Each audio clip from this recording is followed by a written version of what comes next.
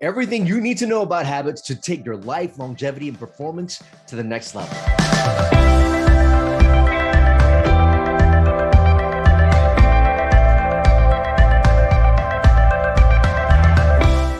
Hey, I'm Dr. Kien Vuu, also known as Dr. V, triple board certified MD and performance and longevity expert. And on today's video, I'm going to talk to you about the power of habits. Now, when we think of any goal we want in life, whether it be optimal health, whether it be longevity, whether it be peak performance, whether it's running a successful business, whether it's having a loving relationships, all these things run and their success depends only on one thing: habits. Not luck, but what we do day in and day out, over and over again, at the subconscious level where we don't even have to think about it anymore. That is the power of habits. Now, if you haven't picked up a copy of my book, Thrive State, I suggest you do at thrivestatebook.com. But I talked to you guys about a concept called the bioenergetic state. And what is that? The bioenergetic state is actually the energy that is surrounding our cells, that our DNA is listening to on a moment-to-moment basis. And our DNA listens to that energy. And if the energy is right, when we're giving our cells the right bioenergetic state, what I call the Thrive state, it's given the energy to thrive. It's given the energy to grow, to heal. It's given the energy to give us optimal health, longevity, and peak performance. If we give it the wrong cues, if we give it the wrong energy, our cells will think that it is in stress, that it is in danger, and it will raise inflammation, it will lower our immunity, puts us prone to getting chronic symptoms and then getting chronic disease. And what determines that bioenergetic state? What determines the energy we give to our cells? What determines the instructions our cells get from us? Well, the good news is it all comes down to our habits, not our genetics, but our habits, the things that we do to our body, whether it come from the sleep that we get, our nutrition, the stress management we have, whether or not we move, the energy we give from the relationships we have, the energy we get from our thoughts and mindset and the things that we feel. And then finally, also the energy that we give ourselves from that sense of purpose. And all those things revolve on habits. What are our sleep habits? What are our eating habits? What are our stress management habits? When we have the right habits in place, we have the right bioenergetic state. And again, when we get to that Thrive state, our cells receive instructions for optimal health, longevity, and peak performance. And on this video, I'm going to dissect down the biology of a habit so you understand why sometimes we think we want to do certain things, but our body's telling us we're doing something else.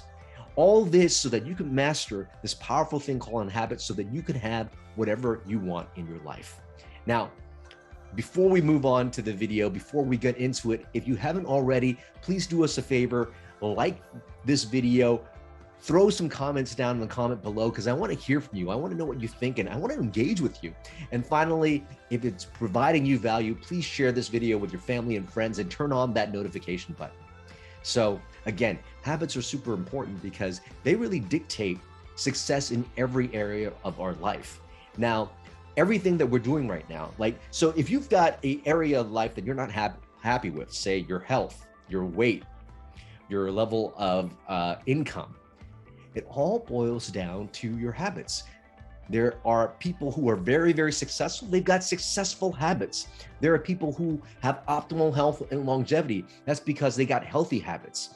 If you happen to be overweight, if you happen to get your labs done and you've got, issues of high cholesterol or insulin resistance or some inflammation going on in your body, it's because of your habits. In fact, when I know your habits, I could almost predict what your health status is like.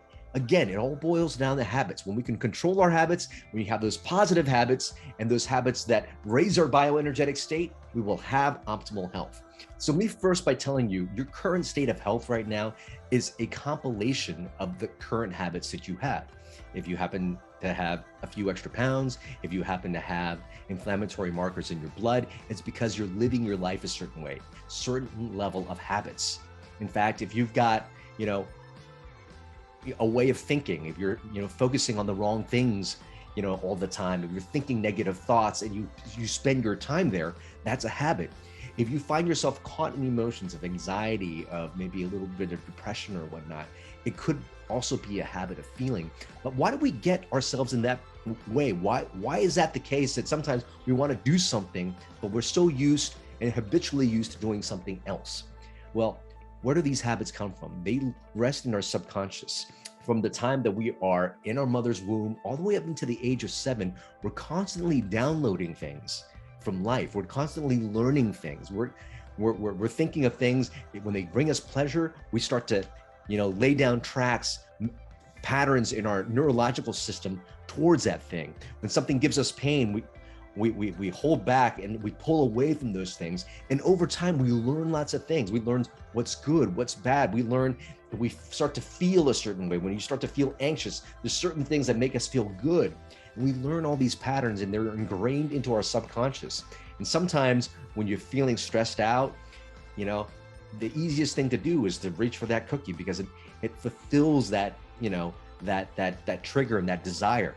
So if we could start to understand some of those things and understand and wake up to the fact that our current level of health, our current level of income, our current level of joy in our relationships all stems from the habits that we have. And if we're not conscious of those habits, we will stay at that level.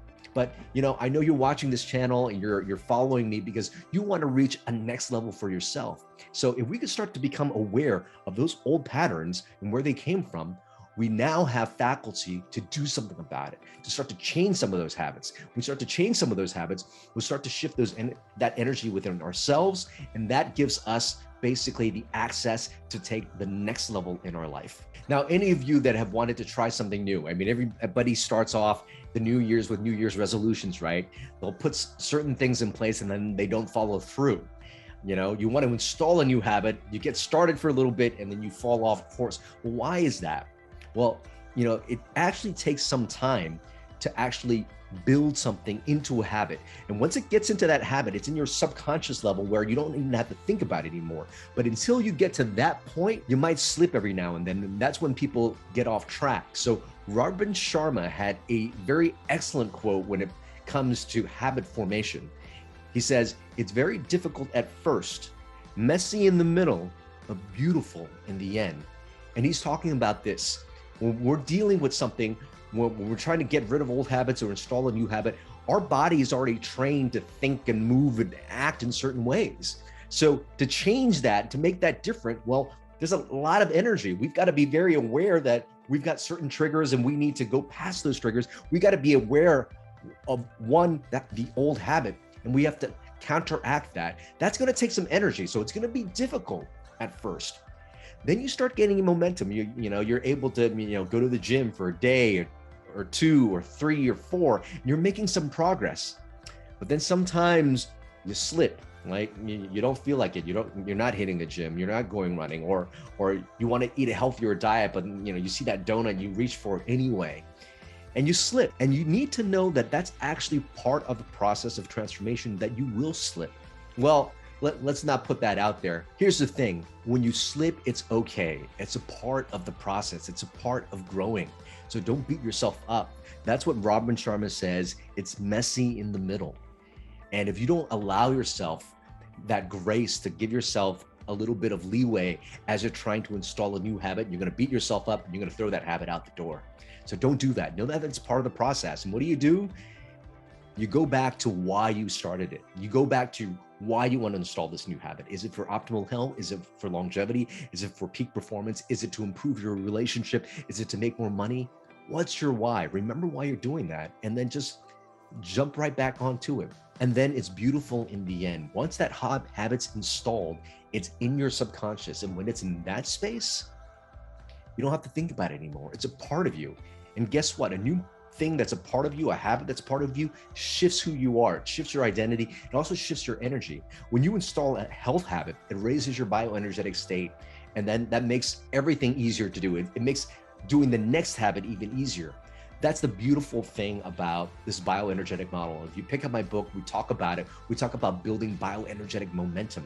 And that's creating small, tiny habits and little tiny wins and stacking on them. The next question a lot of people ask me is, how long does it typically take to install a habit or to get rid of one? Well, it all depends. People originally thought it takes 21 days, but that's a little too short. In order for something to actually stick, On average, it's going to take at least 66 days, and that's coming from a London University study. So know that it's going to take at least 6 months for anything to solidify in. And the longer you do it, the more it becomes ingrained in you, the more it becomes into your subconscious, the more it becomes a part of you. But know that it's going to take about 2 months for that to stay in place. So just stick with it. And the more you work on your habit, the better it's going to be, the better it's going to be a part of you. So let's now talk about the biology of the habit, because if you could start to understand the biology of the habit and hack it, that's when you'll know that no matter what you might be feeling, what your urges might be, you can still have a plan of action to get rid of things that you don't want in your life and to install things that you want. You know, we talk about the bioenergetic state in my book, Thrive State. When you've got that elevated bioenergetic state, that Thrive State, you're feeling great, you're giving signals for yourselves to have optimal health, longevity, and peak performance. And when you're not giving yourselves that stuff, you are in the stress or survive state. Again, that puts us in chronic inflammation and decreased immunity and chronic disease. So we want to get into that Thrive State, and the habits that are going to put us there, I call those bioenergetic enhancers. Those habits like smoking, like not getting enough sleep, all those things that lower our bioenergetic state, I call them bioenergetic disruptors. So we basically want to install enhancers in our life, and we want to get rid of those disruptors. So let's talk about the biology of the habit now. A good friend of mine, he's in a organization called the Consumer Health Summit, and he's a Stanford University professor. His name is BJ Fogg, and he has a New York Times best-selling book called Tiny Habits. And in this book, he breaks down the biology of a habit and how to hack it so that you can get to the next level of your life. So what is the biology of a habit? Well, these things, basically, the biology of the habit comes in 3 components. First, there is a stimulus or a trigger. It could be the smell of food. It could be a thought. It could be something basically that elicits that behavior. So a stimulus or a trigger is what happens first. Then you've got the behavior or the actual habit itself. And then finally, the reward. So you got stimulus and trigger, then you've got the behavior or habit, and finally you have the reward. So when you were a child growing up, you've got things that gave you the reward, and that solidifies certain patterns in you. You've also got things that gave you pain, which is the opposite of the reward, that also solidifies certain behaviors in you. And you picked up all these things, and they're now in your subconscious, and they gave you your current set of habits. And if we want to up level, we basically need to be conscious of the good habits that we have, reinforce them and add new additional good habits, and then also be aware of the negative habits we have so that we can get rid of them. So using this biology of the habit, trigger, habit, and reward, how do we hack into that to get rid of a bad habit or to get rid of a bioenergetic disruptor? Well, let's look at the trigger part. What we can do is, 1, remove the trigger in your life. So if you were trying to eat well, getting rid of sugars and processed food, removing the trigger would mean maybe going into your kitchen and removing all that processed food out of there so that it's no longer in your house, so you don't have that trigger. If for whatever reason you're trying not to eat carbs for whatever reason, but you happen to walk by a really terrific smelling bakery every time you walk to work, well, to remove that trigger, maybe you need to take a new route. So removing the trigger is one of the things that you can do to remove a bioenergetic disruptor. What's another thing you can do with trigger? Well, here's a technique I talk about in my book, Thrive State, and I'll also do a different video on this technique, but you can create a little bit of space between the trigger and the response or the habit. So what can you do instead? So if you got that urge for that chocolate chip cookie, if you get that urge to pull out a cigarette, if you get that urge, to yell at somebody when you don't want to, when you got that trigger, what you can do at that point is take 10 deep breaths in through your nose and out through your mouth. In through your nostril, out through your mouth. What that will do is you'll activate your vagus nerve or your parasympathetic system. And that will just calm everything down. Whatever that initial trigger was, whatever that initial stimulus was, you'll calm that down. So if you've got that really strong craving for sugar, doing that breathing is going to bring down that trigger. if you've got, if you want to yell at somebody who's cut you off, doing that breathing is going to lower that activation energy from that trigger or the stimulus. And so if you create a little bit of space from that, then you've got the power to choose. I teach this technique where we create space, and then we've got awareness, choice, and action to create some new behaviors in our life. More on that on another video. Those are two things we could do with trigger. Number one is remove the trigger, or two, create some space from that trigger by taking 10 deep breaths in through your nose and out through your mouth. So that's the trigger part. And then what do you do now for the behavior or the action? Well, if you happen to get a trigger, whether it be the smell of that bread, or whether it be that food craving, or whatever that might be, when you get that trigger, again, create a little bit of space. Create some space by taking 10 deep breaths in through your nose, out through your mouth, and then from that space, you act. ACT. Have the awareness, choice, and then take action. Have the awareness that, oh my God, there's that trigger again. Oh man, am I really hungry right now? Am I craving that sugar, or no? It might just be that I'm stressed. So having that awareness that there's that trigger that goes off there, and then see choice. What is your intention at that point? Your intention is to be healthy, right? Or it's your intention not to act with anger. It's your intention to show up with joy, with gratitude in any moment. So C is choice. Choose how you want to show up. Then finally, take action inconsistent with that choice. So, I know when I'm in an argument with my fiance, I do this technique where I create some space. I've got that awareness that, oh my God, there's parts of me that's getting really triggered now because I'm feeling like I'm not enough. That's an old story I'm telling myself. So C, choose. I don't want to show up angry. I don't want to react here. I want to show up with love. I want to show up with compassion. I want to show up with empathy. Take action. Oh, sorry, honey. I think I reacted. I don't want to show up this way. Can we start over? And you can do this basically with any trigger that gave you a bad negative response. You can now act. You can have awareness, choice, and you take action. That's something else you could do. You could also fill that behavior with something else. So if you get, triggered, or there's a stimulus, you could choose some other action to put into that space. For example, I used to have a lot of sugar cravings. I used to, crave a lot of junk food. But what do I do instead? I insert a healthier habit. And so I've got a lot of sparkling water now that I drink every time I have that craving. And then finally, that last part, that reward part. If you do that new habit, or if you don't do that old habit, reward yourself. Just celebrate internally, give yourself a big smile, do the Carlton dance.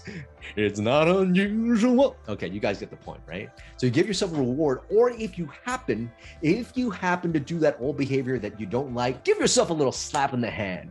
Don't punish yourself big time. Do it playfully, but at least that way you know that when there's a stimulus or a response that comes up and there's a behavior you don't want, give yourself a small little hey, this isn't right. It's going to remind yourself not to fall into that behavior loop in the future. All right. So that's how you get rid of a habit that you don't want. So how do you use this biology of a habit to install a bioenergetic enhancer? Well, great question. Let's break it down. Trigger, behavior, reward. Trigger. So give yourself more triggers for the thing that you want to do. Say the thing that you want to do is to include more physical activity in your life, and say it's like to do some push-ups. All right. So trigger. What you want to do is you want to pair up the trigger for the things that you were already doing in your life. You've got a certain routine, right? When you wake up in the morning, you maybe make your coffee, you'll go to the bathroom several times, maybe you'll drive to work or wherever you're going, and you're going in the same path. You've got certain routines that are already in your life. So use those as the trigger point. For example, every time you go urinate, that could be a trigger. Okay, and say what was the action? Say you wanted to be more fit and you wanted to exercise. Okay, create now a behavior and action that is easy to do. Make it a very, very tiny habit. In fact, the name of BJ's Fogg best-selling book is called Tiny Habits. So don't make that behavior like 1 hour in the gym when you haven't worked out before. Why don't you maybe do 5 push-ups? Make it something that's so easy to do that you're willing to do it at any point, and trust me, if you make it easy enough, your body's going to go, hey, you know what? I can do a little bit more. And you could do a little bit more for extra credit. But let's say the behavior was to do 5 push-ups, and you just attach it to something you're already doing. So every time you go to the restroom, hey, do 5 push-ups before or after. Do 5 push-ups at that point, and then finally give yourself a reward. When you finally do that, celebrate. Again, do the Carlton dance, smile. You know, every time you smile, you release some dopamine, and that dopamine is that reward that your body's going to want to crave more and more and more. So celebrate. So again, trigger. Create a trigger that is already a part of your day, whether it's making a cup of coffee, whether it's using the restroom, whether it's brushing your teeth, or whether it's during your drive, because those things are already part of your day. When you make them the trigger, every time you do that thing, then do your habit. And again, make that habit very easy and simple to do. The more easy it is to do with less activation energy, the more you're going to be able to do that without any resistance, and then finally give yourself that reward. And if you do that over and over and over again, repeatedly, at least for 66 days, you'll start to entrain your body for this new habit loop. And once it becomes a part of your conscious mind, you don't have to think, okay, I need to do this. It's going to be a part of you. And again, if you have bioenergetic enhancers that add to your life, that's going to raise your bioenergetic state, as you start to implement these things into the new part of you, you're going to change your biochemistry. You're going to change the way you feel. You will become a different person.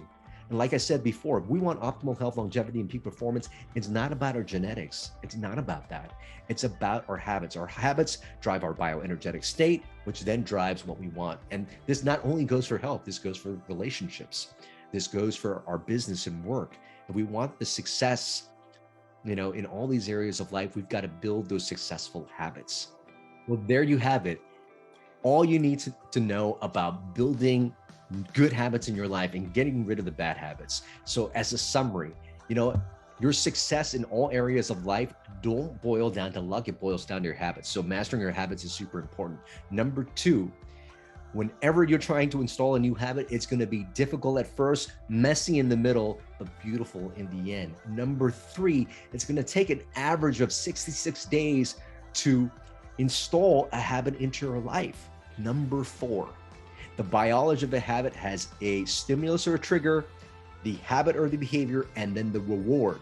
If you could hack that, you'll then learn how to get rid of a habit you don't want and install habits that you do want. I hope this episode has been valuable to you. Let me know, are you going to try any of these techniques to install a habit into your life today?